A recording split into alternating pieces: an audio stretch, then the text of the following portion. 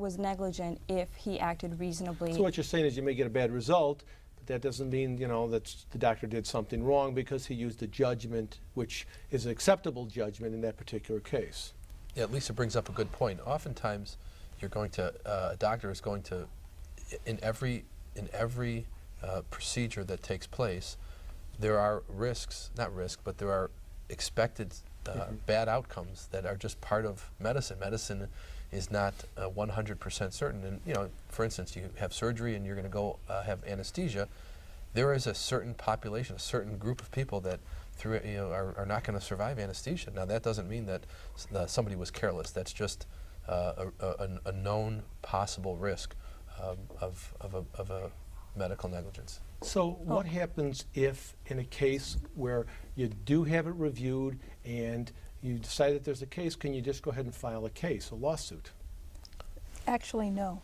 It's a little bit more complicated than that. Okay, we're going to take a break in just about 30 seconds, so can you tell me just briefly, and then we'll come back and we'll finish up what your thoughts are on that. What is needed, and then we'll talk about what you need to have that. Once your expert reviews the case, they have to be willing to sign an affidavit that there was negligence and that there is a viable case.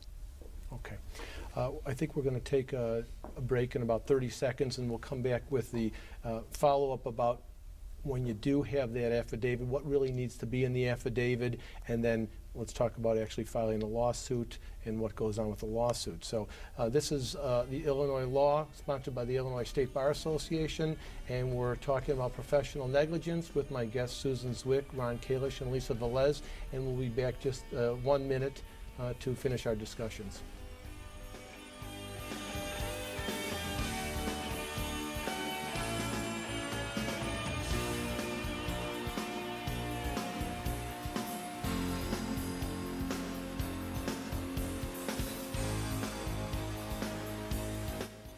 Bye, Tyler. Bye-bye, Tyler. Dear, it's time for serious talk. Oh? About my daycare. When I started out, it was just to help the neighbors. But lately, it's getting to be a real handful. I need some help. What can I do? I need advice on more space, a loan, What about incorporating? and insurance. Wait, I know who we can call. Times like this require sound advice. Your lawyer can help. A message from the Illinois State Bar Association. It's your fault! Over and over. Leave me alone! Shut up! Out! Time and again. No! Drive me nuts! Shut up! You're the dumbest Generation after generation. I hate you! I hate you too! Isn't it time we stop the cycle? Now. I hate you! I hate you! Stop adult violence. Teach kids peace. A message from the Illinois State Bar Association.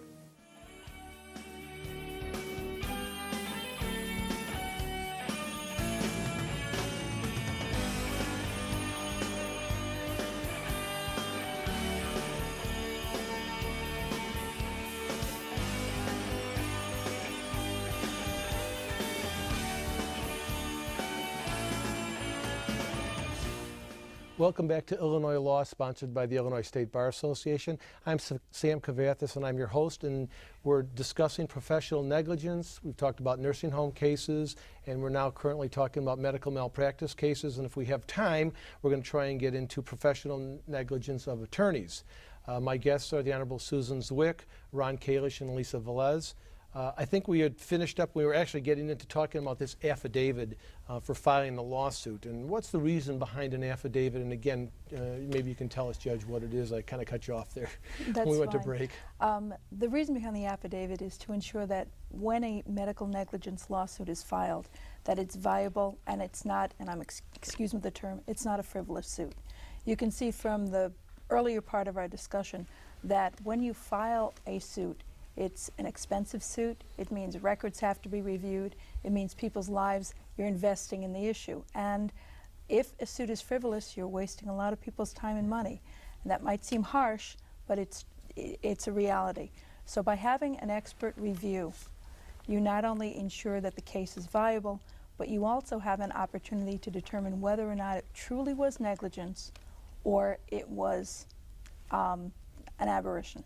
And you know, the affidavit serves, I think, a dual purpose. Not only does it protect physicians and medical care providers from frivolous cases, it also reassures the plaintiff, the person who was injured or the family who's bringing this case, and the lawyer bringing it, that there's been a medical doctor who's looked at this and signs There's some process going on, some protection at least, to at least evaluate a claim so people aren't just bringing lawsuits for no good reason or without at least good investigation. It does, and when doctors or hospitals get sued, that's a very serious allegation, and so the law is in place to protect those people.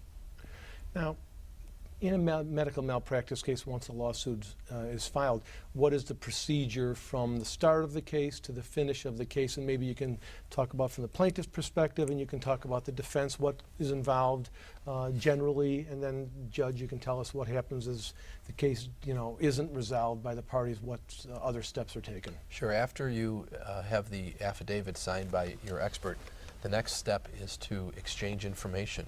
That's through written papers.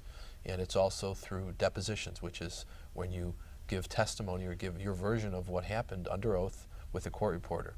Once that occurs, ultimately all of those records and all of the deposition transcripts get reviewed by an expert. Sometimes it can be the expert that looked at the case at the beginning, the person who signed that affidavit, or it can be a multitude, not just one expert, but maybe 2 or 3 experts. Are experts needed in medical malpractice cases? You must have medical testimony from an expert establishing what the standard of care should have been in the particular allegation of your case in order to pursue a case. You must have expert testimony that establishes what the standard was and establishes that the doctor or hospital or nurses breached or violated that standard of care. And what happens after the plaintiffs are finished doing their things? Well, and just to touch on something that Ron mentioned and that we also discussed earlier, even though we know a lot about medicine and everything, it's still an inexact science, and so a doctor is going to be judged by whether or not they acted as a reasonably well-qualified physician of their same specialty. So say they're an emergency room physician, then they're held to that standard of what a reasonably well-qualified emergency room physician would do under same or similar circumstances. So do you need a doctor or nurse or whoever it is that's in that specialty field to testify? I mean, you just can't grab a doctor off the street and say, hey, Correct. testify about this? Right, it would have to be someone who's practicing in the same specialty or area of medicine. So again, because doctors aren't perfect, and so and that's not the standard that they're being held to. So from a defense standpoint, plaintiff mentioned the need for experts. Well, we would also have an expert as well to show, that the doctor's care did comply with what a reasonably well-qualified physician would have done under the same or similar circumstances, and then at some point, plaintiff identifies an expert. Sometimes it's the same person who authored their report. Sometimes it's someone different. Defendants would as well identify their experts, and then they would go through the deposition process, meaning the experts would be deposed. Eventually, if that doesn't resolve the case, then it would be ready for trial. Okay. And if the case gets ready for trial, and by the way, how long do medical malpractice cases usually take to get to trial? A little bit longer than the other ones. And is it usually a couple of years at least? I would say that on the inside it's 2 years, on the outside it's 4. And then what happens when the case does get to the trial judge for either trial or if there's some attempt at trying to settle cases, and what do you do? Even more so than other cases, even during the discovery phases. The attorneys who are usually involved in a medical negligence case will do everything they can to resolve it. You're talking about professional negligence. You're talking about a mistake that could cost somebody their lives or their livelihood. So there is an obligation between both sides to try to seek a resolution even before it gets to the trial stage. And oftentimes they'll come in and they'll talk to a judge and they will ask for a pretrial. And they'll ask for the judge to sit down and review the case and maybe talk to the parties and see if it could be resolved. So on medical negligence cases, it may take 4 years to get completely through the system, but it usually sees the judge's eyes within the first year. How about time frame? How long do you have to file a medical?